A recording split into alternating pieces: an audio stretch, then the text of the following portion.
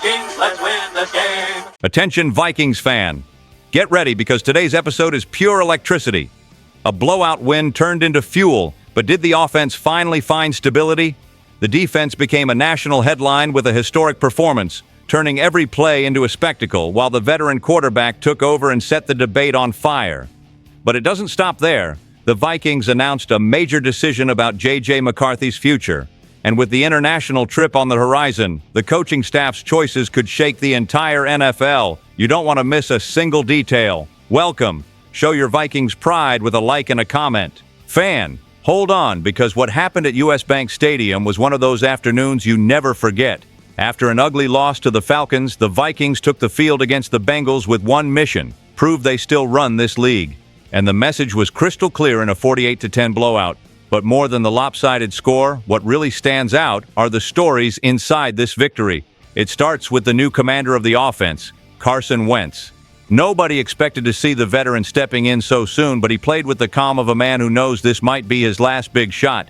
He didn't light up the stat sheet, didn't break records, but he delivered consistency, quick reads, and 2 pinpoint touchdown passes, enough to reignite the fan base's hope, which was already questioning if McCarthy was ready. And you can't ignore the detail. Christian Darrisaw's season debut brought extra protection, giving the QB the piece he needed to execute the plan. Meanwhile, on the other side of the ball, Isaiah Rodgers turned the defense into a show of its own. A pick six, a fumble returned for a touchdown, and yet another forced ball that immediately set up points. It was so absurd that the broadcast was already joking about him locking up Defensive Player of the Week before halftime. That's not just stats, that's confidence for a unit desperate for leaders, and it didn't stop there. Andrew Van Ginkel finally showed why he was signed. With 2 sacks and constant pressure, he completely changed how the Bengals tried to attack, turning the defense into a nightmare for anyone across the line.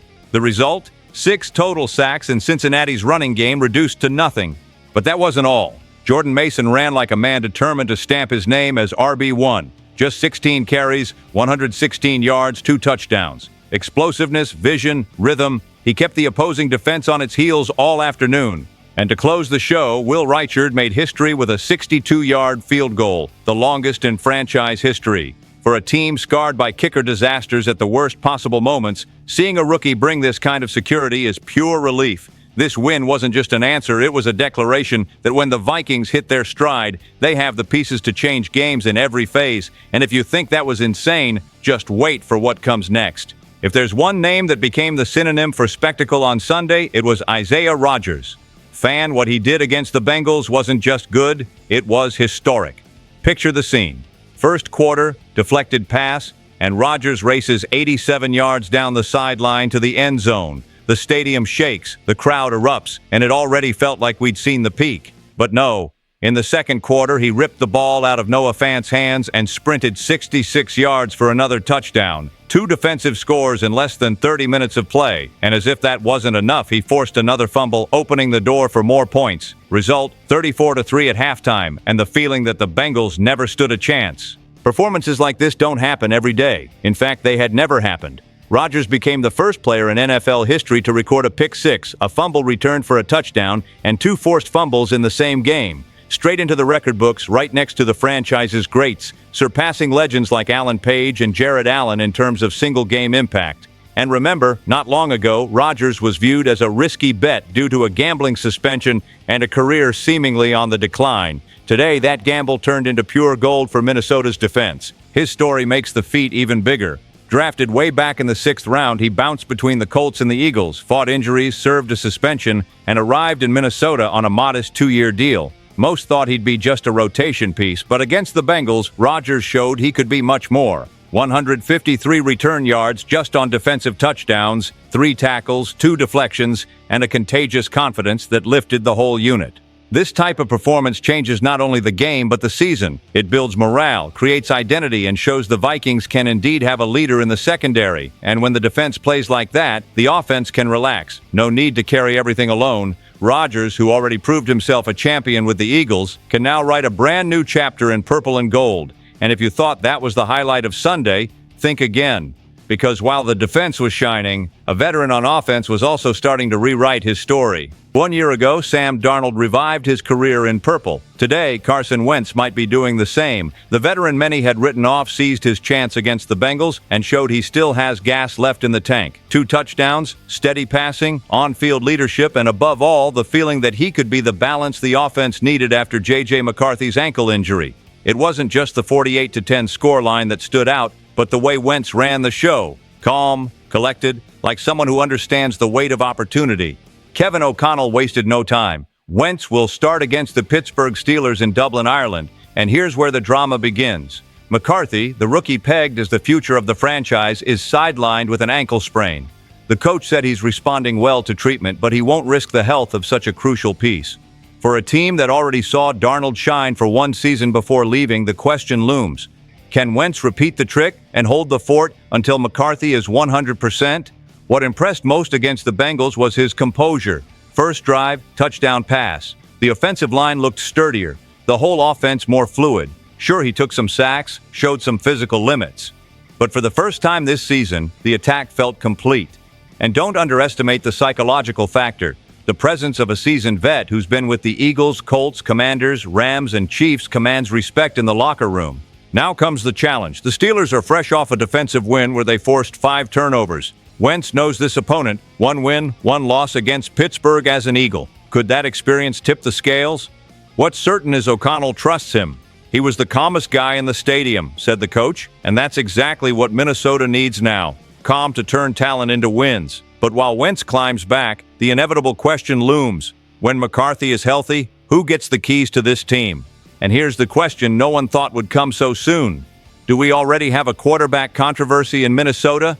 Carson Wentz took the field against the Bengals without even a training camp, controlled the game, and delivered the best performance by a Vikings QB since last year. 14 of 20, 2 touchdowns, no picks, smart decisions. Not eye-popping numbers, but efficiency off the charts. O'Connell pulled him with the game basically over late in the third quarter. The message was clear. If Wentz plays clean, this roster has everything it needs to win. Meanwhile, J.J. McCarthy, the big bet to start the season, still looks raw. Yes, he had a gutsy finish in his debut at Soldier Field, but the next 2 games showed his inexperience. Low completion percentage, costly turnovers, and a stalled offense. Nobody doubts his arm talent or his confidence, but he's clearly not ready to shoulder NFL pressure full-time yet. So the dilemma takes shape. Gamble on immediate future with McCarthy, or let the veteran handle the load until the rookie matures. This wouldn't be the first time Minnesota faced this decision. Remember Brett Favre, Case Keenum, even Randall Cunningham, veterans who came in as bridges and led magical seasons. None reached the mountaintop, but they proved vets can be the missing link. Wentz, for all his ups and downs, has shown he can run an offense when surrounded by support. Against the Bengals, the defense handed him short fields. The run game dominated. The O-line held up. That took pressure off him, and the result was a balanced, confident team. Now the call is on O'Connell and Kwesi Adofo-Mensah. Wentz starting against the Steelers is a lock, but after that, when McCarthy is healthy, what matters more? Accelerating the rookie's growth or riding the hot hand of a vet who could push this team back to the playoffs? The fan base is already split, and the debate is heating up, because at the end of the day, what matters is winning now, not 2 years from now. Now. This is the type of update that gets every fan buzzing. J.J. McCarthy's absence against the Bengals had already sparked huge questions. Would he even make the international trip? The official word dropped, and it could change everything. According to Adam Schefter, McCarthy will join the team in Europe, facing the Steelers in Dublin and the Browns in London. Translation: hope is alive to see him back before Week 6. The future flame is still burning. And this decision isn't just logistics, it's strategy.